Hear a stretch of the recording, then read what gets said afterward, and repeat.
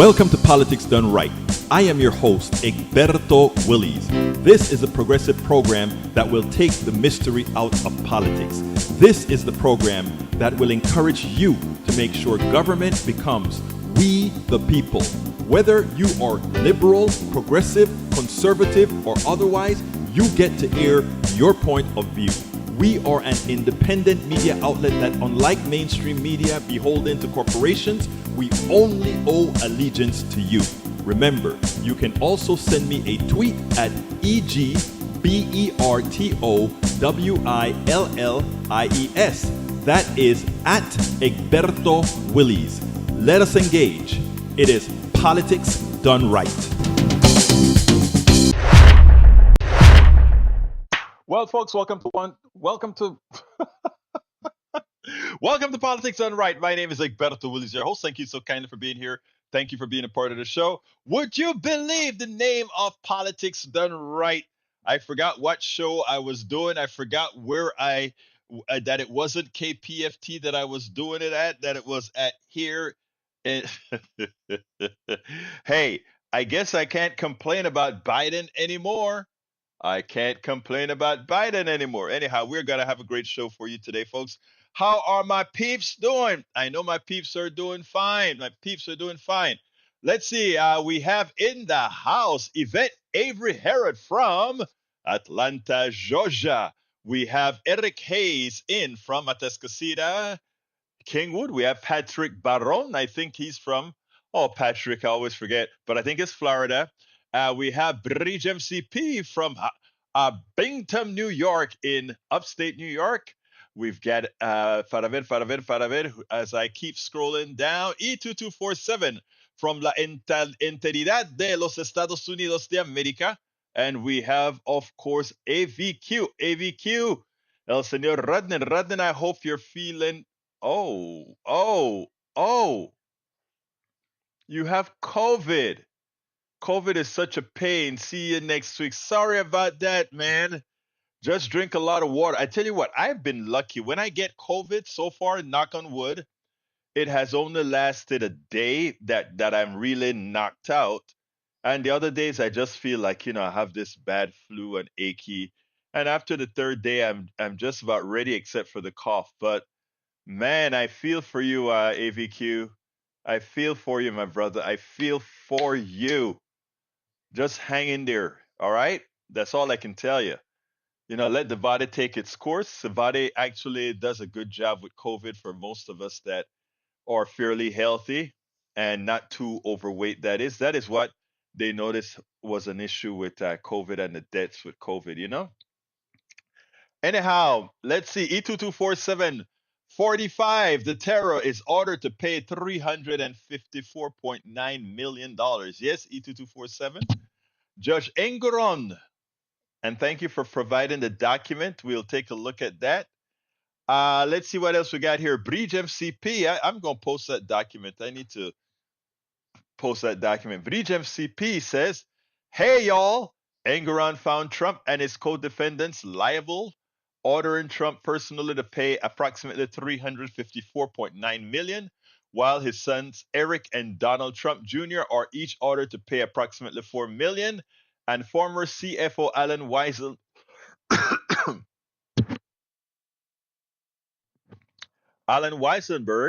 must pay $1 million. The judge also barred Trump from leading any New York business for 3 years, while his son are each barred for 2 years. The judge said he knew Rump would continue his fraud, hence the big settlement. You gotta pay your bills. I know, right? Who said you got to pay your bills? Isn't that what he told NATO? Well, look, he's the biggest fraud out there, and it shows. And it shows. Let's see. Eric says story of family and friends and entitlement can be divisive. Common denominator is if you have entitlements, you run away from work, not toward it. Story in link basically shows a family member with 4 million net worth setting boundaries on those who have entitlement feelings toward him and his wealth. The person will show others exactly how he attained said wealth and walk with them. But because of entitlement mentality, the others want no part of it. Big lesson stand. Look, You keep thinking like that, Eric. Most people want to accomplish something. It is a fallacy to believe otherwise, but hey, we're not going to stop your false beliefs, right? Let's see what else we have here. Let's see. Let's see. Hey, Lee Grant is in the house. Lee from Montgomery County. Patrick Baron, Florida via New Hampshire. That's right. So I guess you're New Hampshire now. You're in New Hampshire, but you're originally from Florida. Florida. I get it. I get it. I get it. Eric K says Plaxnavoid. I don't think he needs to get Plaxinovid. I really don't think so because again, I don't even know about its efficacy with the newer strains of the virus. So I don't know. Okay, let's see. Hi, Egberto Tongue-Tied. Your new name, Egberto Tongue-Tied. Okay, Egberto Tongue-Tied. What's your name? Egberto Tongue-Tied. I like it. I like to say it with that French. Egberto Tongue-Tied, right? All right. We got Melanie Keelan. Says happy Friday every day. Melanie from Barcelona, Spain. Patrick says I contracted COVID 8 months before the first case in April 2018. I lost all smell and taste, and I was in a fog for 2 years. What? April 2018? It was discovered in 2019. So what you're saying, it's been around a lot longer than we thought, or did you mean April 2019? Because I thought I got it in January of 2019. Was it 2019? I thought I got it. Probably was 20. When did my mother-in-law die? Maybe it was 20. I think it was 2019. Yeah. Yeah. Yeah. Patrick says, sorry, April 2019. Okay, that sounds more like it. Bridge MCP says, wow, Patrick, Baron, many have said they got it way before announced. I did. And today there was also, I saw somebody said that, I think it was, I know who, uh, Fannie Willis's father said he knew about it long before. He said he knew it was coming to the States and that's why he was scared about it for so long. All right, so let's see. Egberto Tofu. I like tofu. I love tofu. Okay, guess y'all discovered COVID and did not warn the world. I guess we didn't warn the world because we thought a lot of people like Eric would simply laugh. No, I'm kidding you, Eric. I'm kidding you. Anyway, let's see what else we got here. Let's go with the first video and then we'll take it on the other side. Okay, let's wait beforehand. I need to qualify something. Recently, Morning Joe had a program in which they were trying to talk about why would Trump make that silly statement about NATO the very week that you would think he had Biden on the ropes because Biden's mental acuity was in question. First of all, the report that the real report that was ill done by her said that the old man doesn't remember too well. He couldn't even remember his son's death, the day that his son died, etc. Of course, it was silly, right? But he said it, and when Biden goes out to refute it in a press conference, he made a mistake and called Egypt Mexico. So that was left in the ethos for everybody to go ahead and complain about and talk about all these things that Biden is mentally something wrong or whatever. But then Trump comes out and make a silly statement. If NATO doesn't pay their bills, I told one of the big countries, if you don't pay your bills, we won't defend you against Russia. And it's like, Russia, do whatever the hell you want to do with them. That was big news internationally, right? But that is what, as Joe Scarborough would say, Morning Joe would say, that's what he wanted. And why did he want that? Let's listen to Joe, this long narrative, and then we'll take it on the other side. This is one of the best from Joe. Check it out. Well, not only what he's talking about, but again, the geopolitical implications of the Republican Party completely folding on a security structure that created the American century following World War II, that created the strongest economy in the history of the world, that created the strongest military force in the history of the world. And here we are all these years later. I know Trump, Republicans like to trash the country. They do. Extreme MAGA, Trump, they fly their flags upside down, talk about how horrible things are, they insult our men and women in uniform, and talk about how weak and woke the United States military is, despite the fact our military is stronger relative to the rest of the world than it has been since 1945. And yet the attacks keep coming. And they call Joe Biden a socialist. He's a Marxist. They're such idiots. He's a communist. Well, baby, if this is how communism works for the stock market, there are a lot of billionaires. There are a lot of millionaires who are voting for Donald Trump, calling Joe Biden a socialist, that are making millions of dollars every single day. Because the stock market is soaring. The economy is doing better than ever before. Our jobs numbers are better than they've ever been. They're better than anywhere else in the world. Our inflation numbers, more inflation numbers come out today. We're doing better, tamping down inflation post-COVID than any major industrial power in the world. We are pounding China's economy. I get so sick and tired. I said it on this air starting in 2007. People would come on whining about, oh, China's going to overtake us. America's so weak.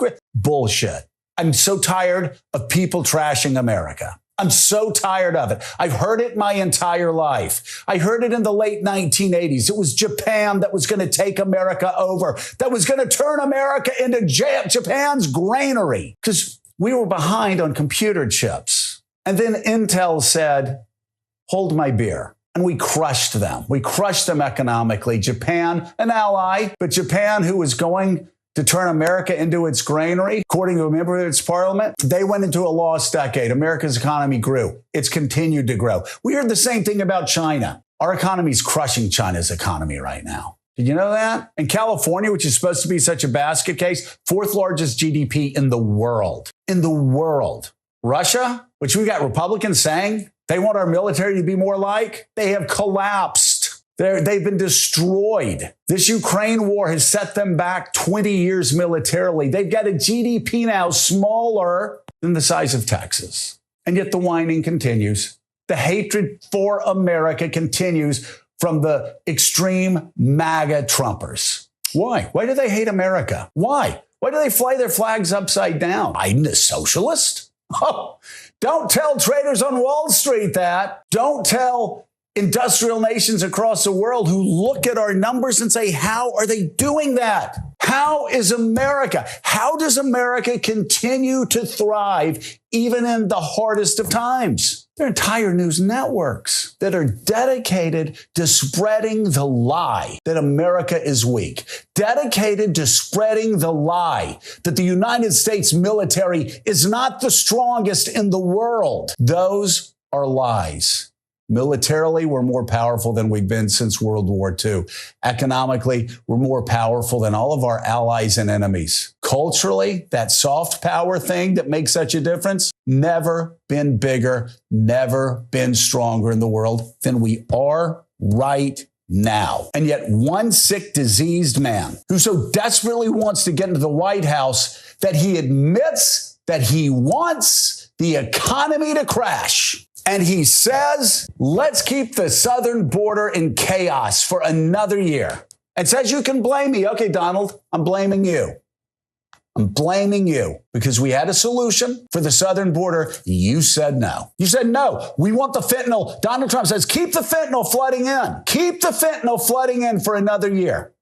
Keep the illegal immigrants flooding in for another year. Keep the humanitarian crisis growing for another year and making the lives of people who live on the border hell, a living hell. Oh, and by the way, Donald Trump tells our border patrol, the men and women who put their lives on the line every day and really are fighting an unwinnable battle right now because they're not getting the resources they need from politicians in Washington, D.C. They beg Republicans to pass this bill. Republicans, what do they tell them? Drop dead. Because they want chaos on the southern border. They want fentanyl flooding in across the southern border. They want illegal immigrants flooding in across the southern border. They don't want the problem fixed. There's nothing patriotic about that. That's sick. I've got to say, I served in Congress long enough to be able to say this. This group of extreme House MAGA Republicans are the most unpatriotic I have seen in a long, long time. I say that as a small government conservative. And you know, Donald Trump, why did Donald Trump, think about this, why did Donald Trump say this outrageous thing about NATO and about Putin during a news cycle, the worst news cycle of the Biden White House's time, like over the past 3 years? Why did he do that? Well, he wanted to change the conversation to that because Donald Trump understands if the conversation stays on Joe Biden's age and Joe Biden's memory, Donald Trump understands at the end of the day, he loses because that whole strongman act that this failed reality host puts on every day, that strongman act, it collapses when you look at the guy stumbling on stage. He can't even remember who the president of the United States is, can't even remember who the Speaker of the House is, gets dates confused. Yep. I mean, that's Donald Trump for you. I mean, and again, that is a fear, right? That the scrutiny turns around. I don't think to be honest, I don't think we have to worry too much about the media ever scrutinizing Trump. The media only scrutinizes the Democrats and progressives, unlike what they do with Republicans. But we'll see. Maybe they'll wake up again. Maybe they will. Maybe they will not. Anyway, Tom Sarnik is in the house. How you doing this morning, brother Tom? Great to see you here. Let's see. Para ver qué más tengo aquí. Eric Hayes says, I got it in December 2019. Yep, I hear you, man. I think I got it. I think I got it in January, either 2019 or 2020. I'm not sure which one. But undocumented, of course. And then I got it again. I think both my mother and I had it because she came here for my mother-in-law's funeral. And I think I got it then. All right. Melanie Keelan greets from Patrick Varon says, there was, I swear, water sample in Barcelona, Spain in March of 2019 that tested for COVID. I don't think they had a COVID test in 2019, but it probably had COVID in it. Let's see what else we got here. Fannie should have to pay every penny back to taxpayer via her entitlement mentality. All right, what makes you believe? I'm going to show you something about Eric, brothers and sisters. And when I say Eric, I'm talking about folks that think like Eric in the aggregate. Fannie Willis went on to the in court yesterday. She sat down at her chair in the witness stand, and they're interrogating her. And when the events about money comes up, she says, I need no man. I need nobody taking care of me. I take care of myself. I am she's prideful. She doesn't, in fact, you try to help her.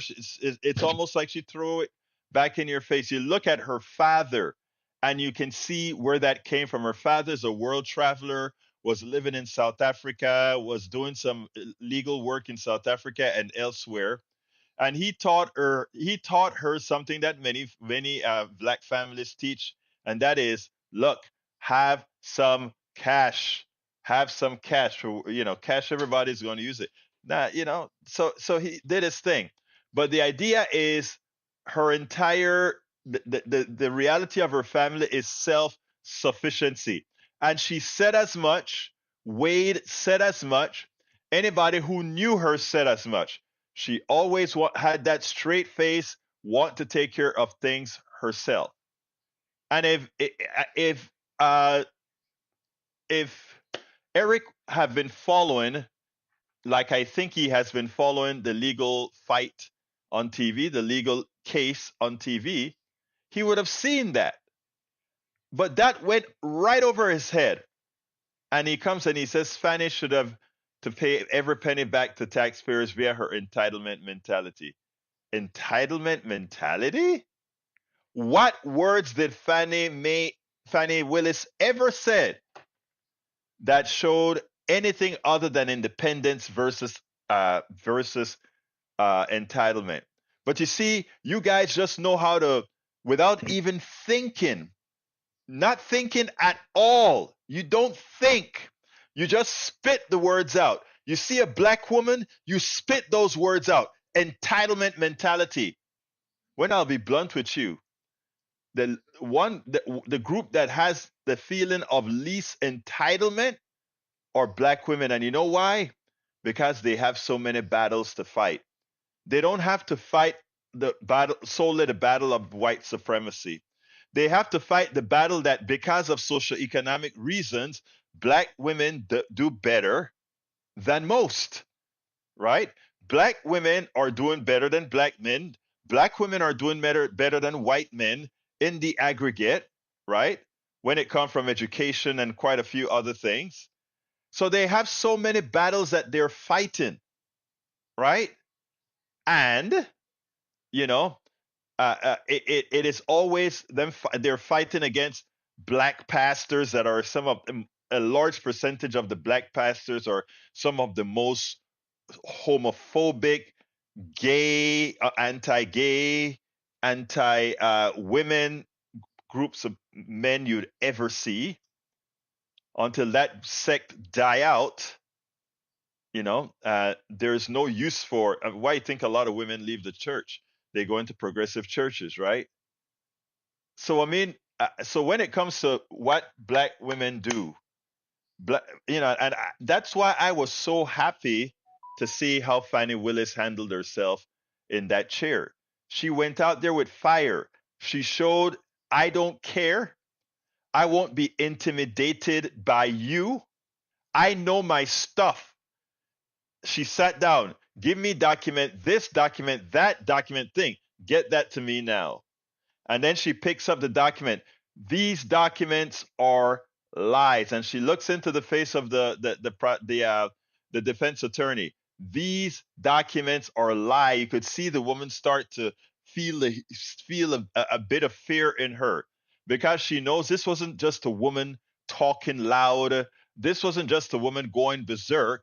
This was an educated woman who knew exactly what was happening and what she was going to say. All right, Egberto, did you gift Linda and Ashley with your wonderful and surprising COVID too? Did you let them off the hook on that one? Actually, they have accused me of giving them COVID too. You have a good memory, man. Uh, let's see what else. Bridge MCP said, watching the Fanny trial, she doesn't own a dime. This is another Trump delay. It's a joke if it's a joke if you watch. I know I've been watching it on the interwebs, right? E2247, how is darling daughter Ashley doing these days? She's doing fine, improving slowly still, don't have use of her left hands. Her walk, she still walk with a heavy foot drag, but if you take a look at her TikToks, you can see that she's really working hard. She has a great gym coach that works with her. I mean, one of these days that she'll come on and talk about her gym coach. Anyway, let's see. E2247 says Vapid Joe S. posing as a liberal Republican. What a fraud he is. I know. I know. Actually, I think he gave up on saying he's a Republican now. All right, let's see. Tom Sarnik says billionaires pay your fair share. I agree. Eric K says, Morning, Joe. We have the largest debts. Why? Because no one in government want to work on a budget. Well, that's not true at all. That is definitely not true at all. But you know, folks, how that goes. You know how that goes. Anyhow, what else have we got here? Let me see what else we got here. What else have we got here? Paravid, paravid, paravid, paravid, paravid, paravid. Tis true, they all don't pay their 2%. Some pay with more military, but many have not met their 2%. That is true, Vrij. Some of them pay by the things that they do. You're absolutely right. All right, let's see what else we got here. Para ver. Paul Fleming is in the house from Atlanta, Georgia. Maywood is in the house from Long Beach, California. Tom says, been here all along. YouTube made me change my name from Tom C to Tom Sarnik. Not sure who I am anymore. Hey, well, you know what? Tom Sarnik, we love Tom Sarnik and we love Tom C. We love all Tom. We love all of Tom, man. Melanie Keelan is in the house. I called her out already. Paul Fleming says, this should serve as a reminder that Trump's entire presidential candidacy was based on a lie, the myth that he was a successful businessman rather than an ever leveraged charlatan who drove his business into bankruptcy multiple times. He was never, ever amounted to anything. He was given life on a silver platter, life on a silver platter, and he squandered it over and over again. Her boyfriend was paid $650,000, just as much as all the other DAs, right? Over several years. Yes, that's what it was. Mike Cisak says, sorry I'm late. Just seeing the finishing of the sinking Fannie Willis court case, where after 2 days, not only is Fannie going to be removed, but likely charged with perjury and covering up laundering of funds. You know what? You guys keep shooting for the stars and falling flat. You're going to win the case. You're going to win the seat in New York. You failed. The abortion law was not going to be, or rather, the constitutional amendment to make abortion legal in Ohio, Kansas, and other states wasn't going to pass. It did. So, Mike Cisak, give up already. The country is progressive, and by the way, they won't be removing. I repeat. Let me repeat this clearly. Fannie Willis will not be removed. All right, Fannie Willis will not be removed, and we have the honor right now of speaking with Brother Ray. Good afternoon, Brother Ray. How are you doing today? Good Friday to you, Egberto. I just was calling in because I saw some space where there's not too much that you were.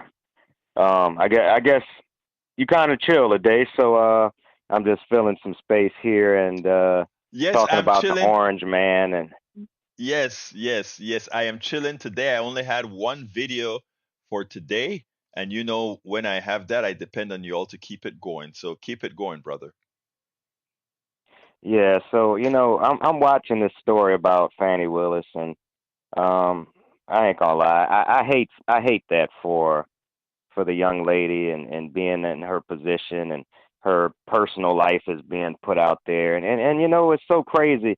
These crazy conservatives, they eat this stuff up like pigeons eat french fries from McDonald's. They just clucking at it, and it's like, you know this person is trying to, you know basically hold accountable the a-hole who is, eroding our democracy right at its fabric.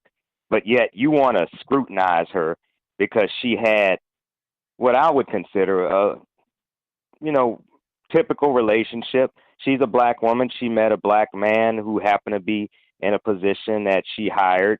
And like you said in I think your earlier segment, sometimes the heart wants what the heart wants. But, it was nothing uh egregious in their relationship. But of course, you're gonna have this orange man spin it around and say the corruption and basically look at them and yada yada, but look at the corruption that happened between you and your family and your White House and your real estate dealings. I mean, it's like this is like, I hate it for her because now they have something that they can point the finger and say, "Oh, Let you're me not so clean either," wait, wait. Let me But stop you right I'm there, on you. Ray. I'm on your side. Ray, Yeah, let me stop you right there because I love you, but you have adapted the media's narrative. Okay, and let me explain what I mean by this. And I want you to educate me, bro. carry this torch. Okay. Fannie Willis is a single woman, and Nathan Wade was a separated man who stayed with his kids, stayed in a marriage so that his kids would have the unit family until they got out of school. Let's stop right there. Let's stop right there.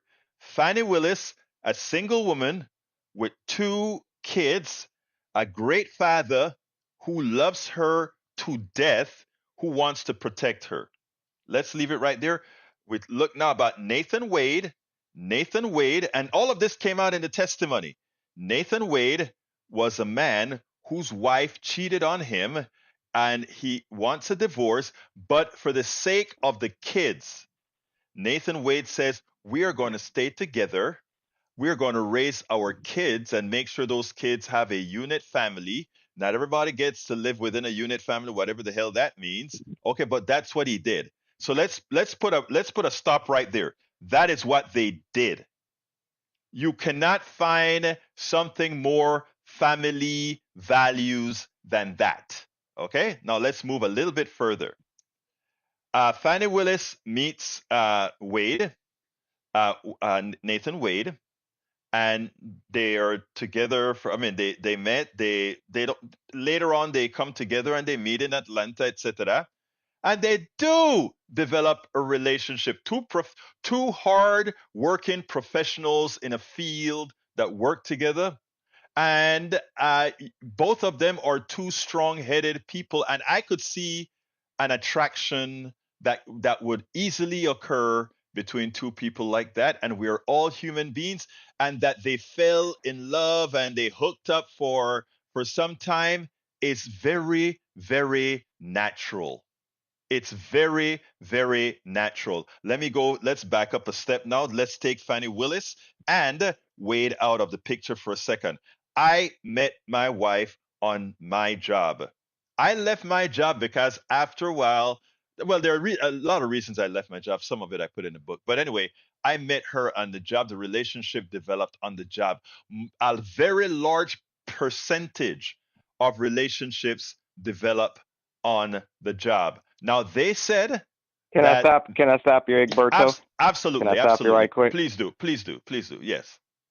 I'm glad you brought that up because, my very good lady friend who, we're not in a relationship, but, I call her my bestie and we develop a relationship, romantically on the job, so Hmm. I just wanted to elevate that is only, my experience.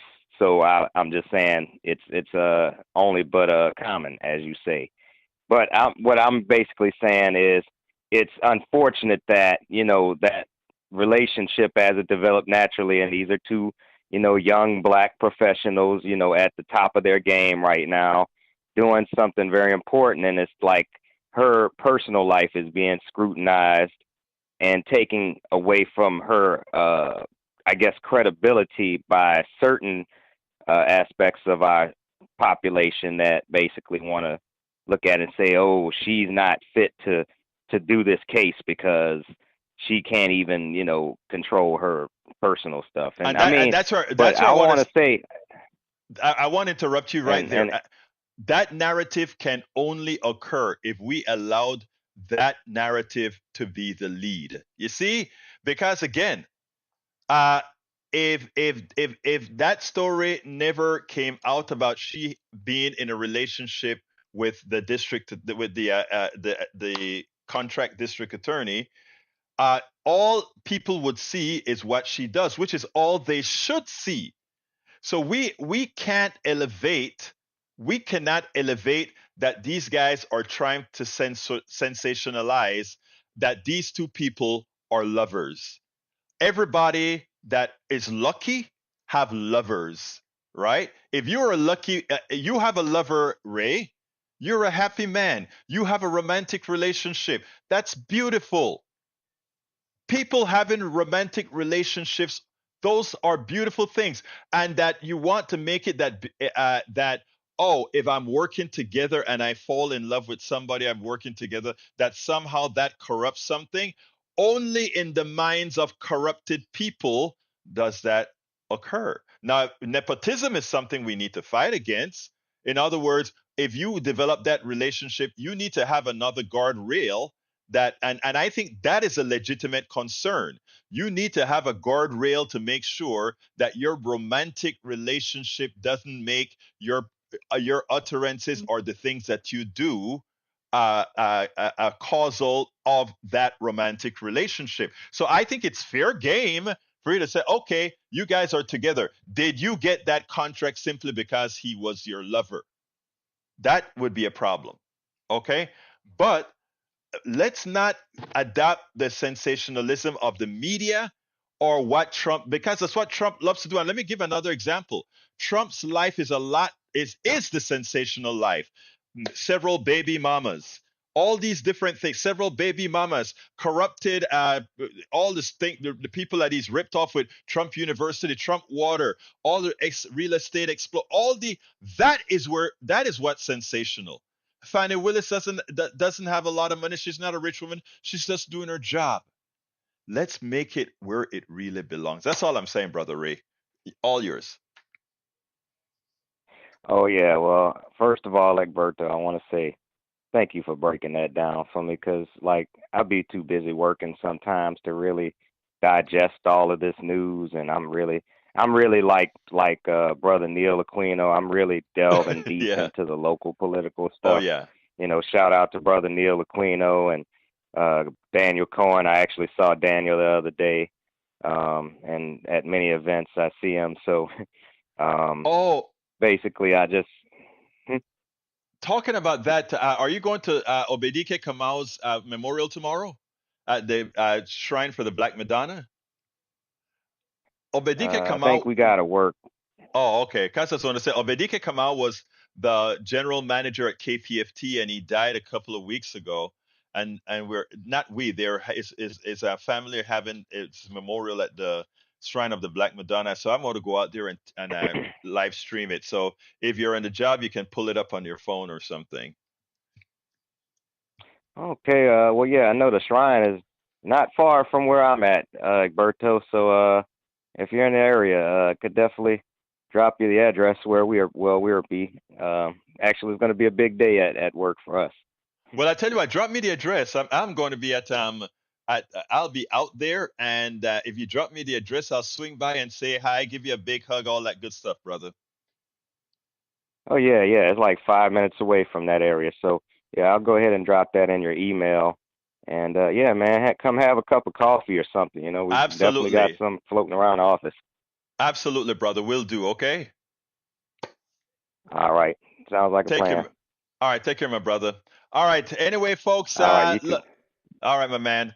That was great. Hey, you see, I love my peeps, and every time I get a chance to meet somebody, not meet, I know him already, but to see one of our buddies in person, it is great, man. It is absolutely great. Anyway, let me go ahead and continue reading some of our chats before I go to greedflation. All right. Fanny said she has 15K in cash laying around. Who does that? All right. That's where cultural awareness is missing, brother Grant. Okay. Believe it or not, I know quite a few people that keep several $1,000s in cash in the house because, and again, it's because when you live a certain way, you realize that these are some of the things that you do. So culture. That's why. Remember, you got mad at me, brother Grant, telling you one time you are a victim of how you were reared. And you got mad. You said, "What do you mean? How was I reared? You don't know how I was reared." That sentence right there says it. And that's what they were trying to educate people on. There are quite a few people that do exactly that. They keep quite a few $1,000s in their homes. And let me tell you better, in not only one place in their homes, they have it in several places in the home. Okay. And so, no, it's a very, very standard practice. That it's foreign to you simply says you're not very aware of other cultures. All right, this morning is a surprise as the hearing begins. The district attorney office says they don't need to bring Fannie Willis back. No shit, she's destroying them and making her into a folk hero. She's already my folk hero. Yvette Avery Harrod says, exactly, Egberto. Black women and entitlements don't go in the same sentence. Look, let me tell you something, Yvette. I understand it very well. Very, very well. And that's the reason why, first of all, I have been pushing, even in organizations that I am in. First of all, trying to make sure that I don't take the place of where a woman should be elevated just because of my gender. Number one, and number two, the realization that the group that suffers the most historically uh, in all these organizations are usually black women. You want to know why black women many times have to have that chip on their shoulder and come out there fighting? It's because they don't only have to fight the white establishment, they also have to fight the black man establishment, the black male establishment that is just as patriarchal, if not worse, than the establishment at large. And sometimes because of what white supremacy has done to the black family by giving black women the semblance of being elevated over the black man, that also creates friction within the black family proper and creates other things. And the persons in this whole scenario that suffers the most in general are black women. These are dynamics that unless you get completely socioeconomically racially aware, are not immediately seen. All right, there it is. Father explains it's historical habit for black folks to keep lots of cash in the house and to use it when out and about. He gave Fanny her first cash box. Yeah, I saw that live. All right, Mike Cisak says Fannie Willis' father had a $300,000 reverse mortgage DC home and never paid it back. You must not know what a reverse mortgage is. A reverse mortgage says, I give you back some of the money of your home, and if you want to stay in that home, they make you believe like, oh, we are giving you the assets out of your home. It's not to be paid back. Now your siblings, or rather your relatives, can then buy the house back from the bank. But the idea is with a reverse mortgage is that you go into that house, they give you a bunch of money either upfront or as a monthly, and for X amount of time, you stay in that house until you die. They can't kick you out of that house until you die. Of course, you die, you're out of the house. And then, if the family wants that house, they have to buy it back from the bank. Reverse mortgage is something I spoke about on KPFT today. It's one of the worst investments. Well, it's not an investment. It's one of the worst ways to realize the investment of your home. It's best to sell your house outright and put the money into an annuity or something than to go ahead and get a reverse mortgage. They don't tell you that. The reverse mortgage is just another way of taking away the people's assets. That's what it is. All right, let's see what else we got here. Ashley has such a workout. I follow her. Yeah, Brit, I follow her too, and it's like love to see what she's doing. All right, scrolling down. May Wood, Fanny is an employee of the state. She's required to have traceable spending in both her office and private. That has to be reported year to year. Using a cash in such large amounts and not reporting is a huge violation of GA law. That's not true at all. That is a false statement. All the monies that she has already been accounted for.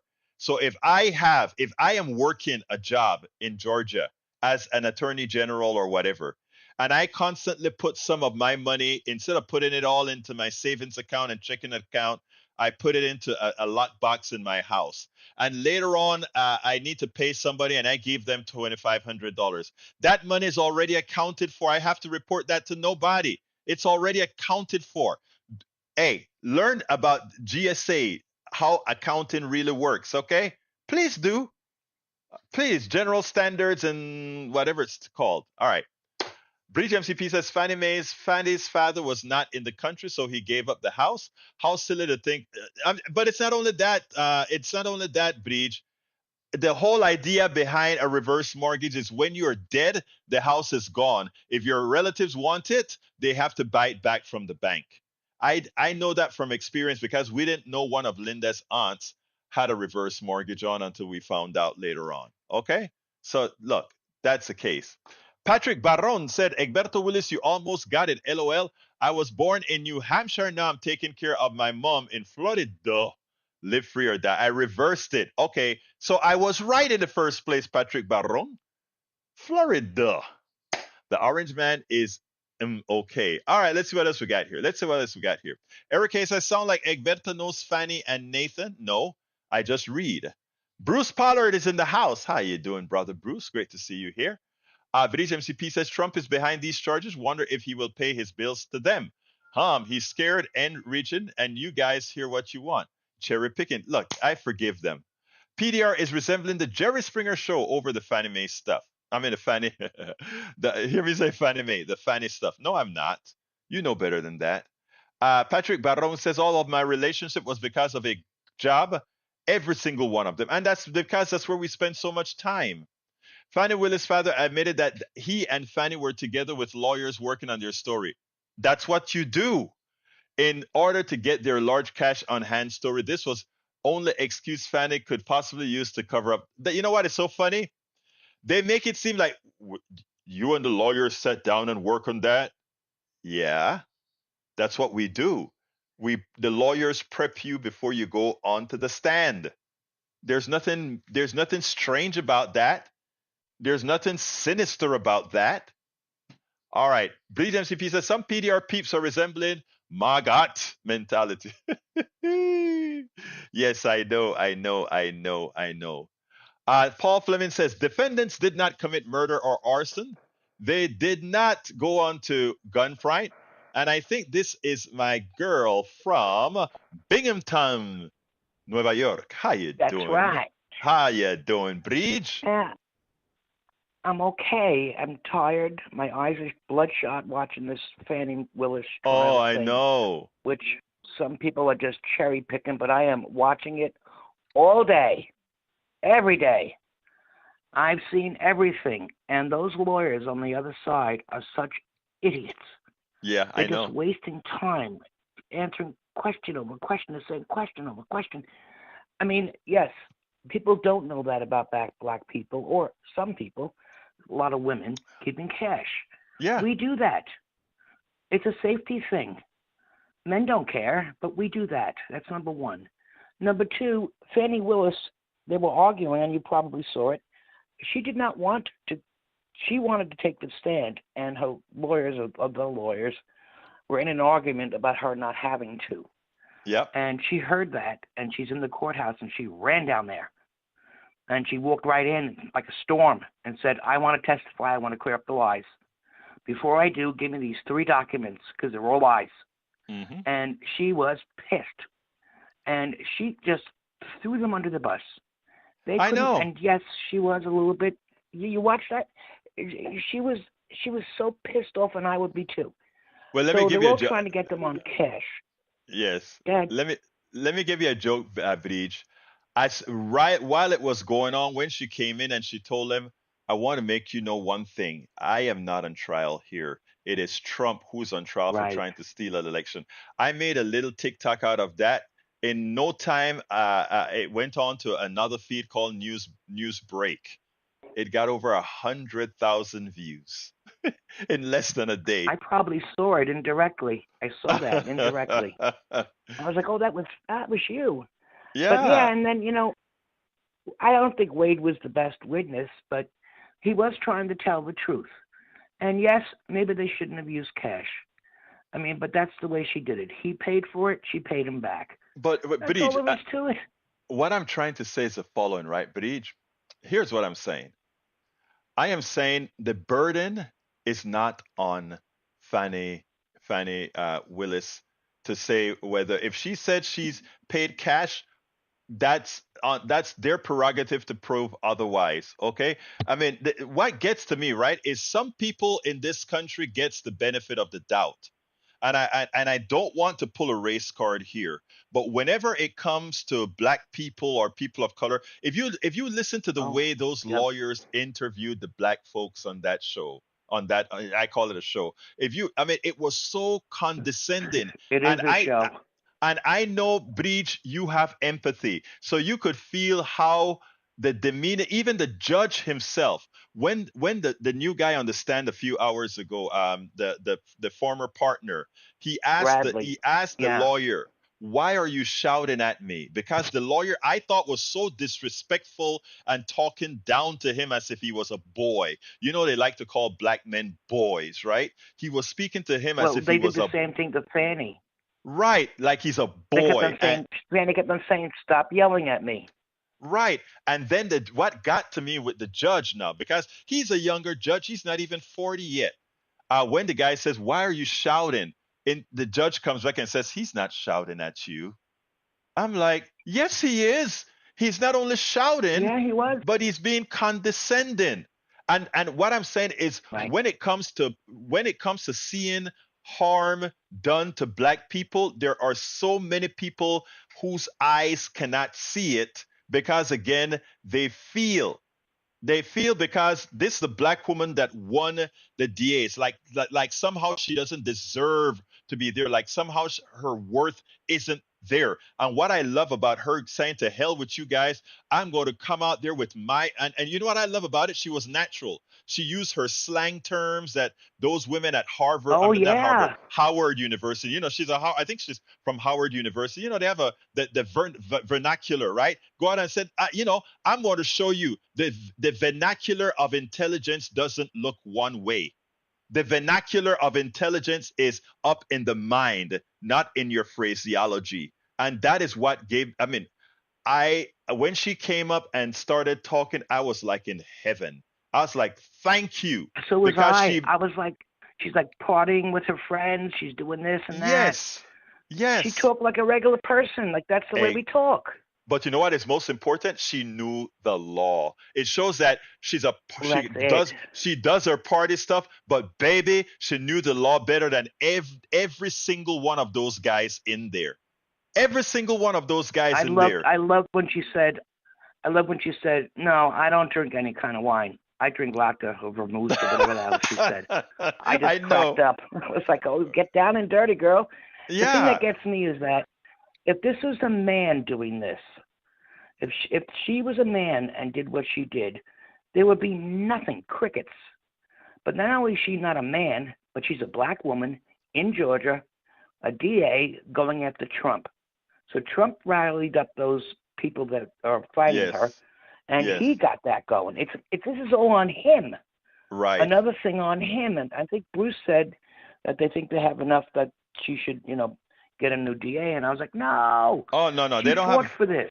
No, no, they don't have enough. There's according to Georgia law, they don't have the material to remove her. And let me tell you why I don't want No, her they removed. don't. Let me tell you what I don't want her removed. Even if she loses it is time for America to wake up against its own prejudices. And I love my brother Bruce. Bruce is my brother, and I can tell Bruce just about anything. But Bruce is not seeing things, that particular subject, through my eyes. He doesn't see all the intricacies that I see that's occurring in this race. He doesn't see what I see those white guys doing to Fanny. He doesn't see what I see those white guys doing to Wade. He doesn't see that, because I lived it, right. I wrote this book, Tribulation of Afro Latino Caribbean Man, and I would love people to see what I'm talking about. I understand exactly what black professionals go through, and many good white people don't see it, right, because they're seeing it They through. can't see it. They're not Right. white eyes. Right. I and mean, they're and not it's seeing it through a woman's eye, a black person's right. eye, a gay person's eye, a handicapped person's eye. They're seeing it from white privilege. They're hearing it from white privilege radio or whatever on the internet, Right. and they do not get it. And And that's what that's kills why. me. That's why it attracted me to this. Right. I know, and that's why I want Fanny to. I want that 30-something-year-old guy. The one thing I got to say about him is I thought the way he was deliberating in based on the law, it seemed to me flawless in my opinion. I am not a lawyer, but there are times that I thought he would take the side of the defense, and somehow he didn't.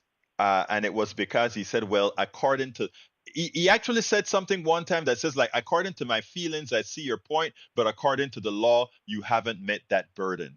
And I was like, wow. Wow. And then when I heard Yeah. him say it, I said, well, I think Fanny is going to get to hold on. But the reason I'm glad she came out. I want America to see that knowledge doesn't come in one fashion, right? Knowledge doesn't come in one fashion. In other words, a lot of people think that the knowledge of a good lawyer come with a white guy who has a suit on, who has a certain build and a certain nerdiality, and that's what it looks like. Not realizing that you go to Howard University or you go to Houston Tillotson College. These are predominantly black university with smart lawyers coming out of there as well, right?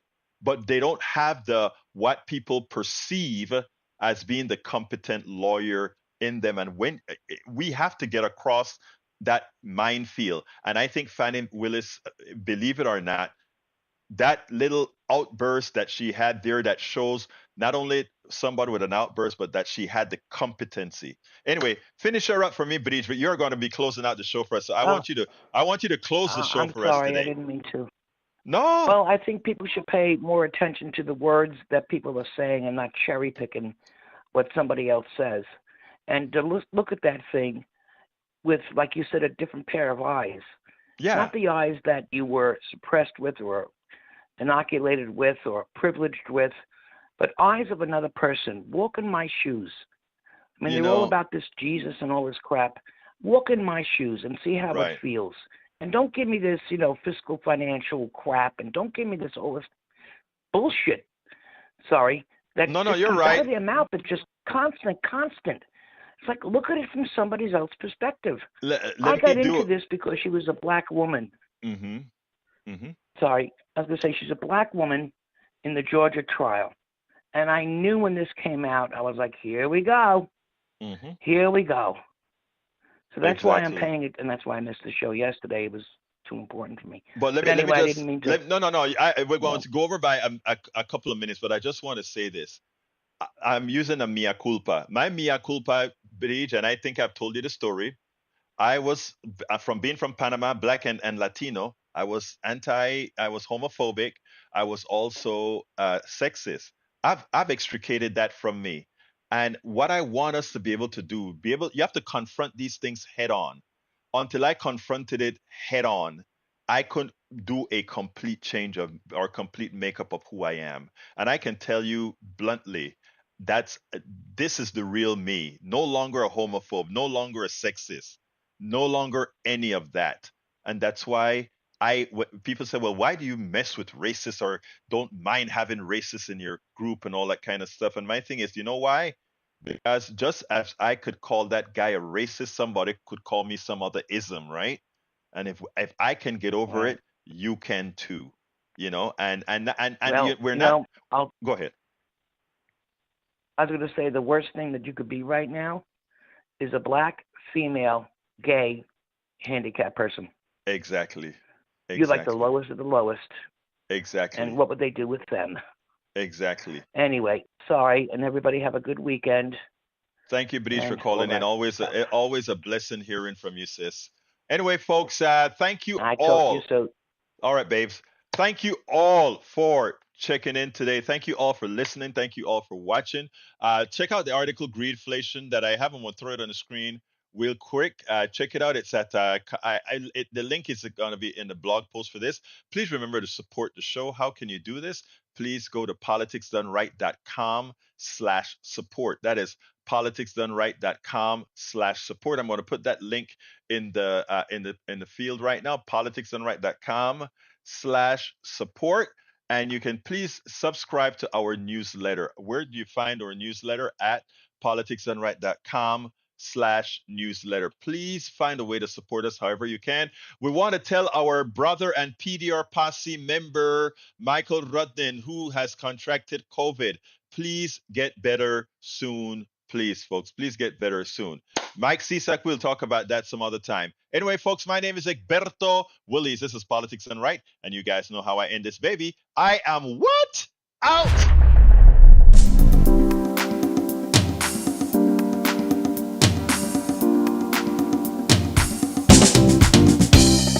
Welcome to Politics Done Right. I am your host, Egberto Willies. This is a progressive program that will take the mystery out of politics. This is the program that will encourage you to make sure government becomes we the people. Whether you are liberal, progressive, conservative, or otherwise, you get to air your point of view. We are an independent media outlet that, unlike mainstream media beholden to corporations, we only owe allegiance to you. Remember, you can also send me a tweet at EGBERTOWILLIES. That is at Egberto Willies. Let us engage. It is Politics Done Right.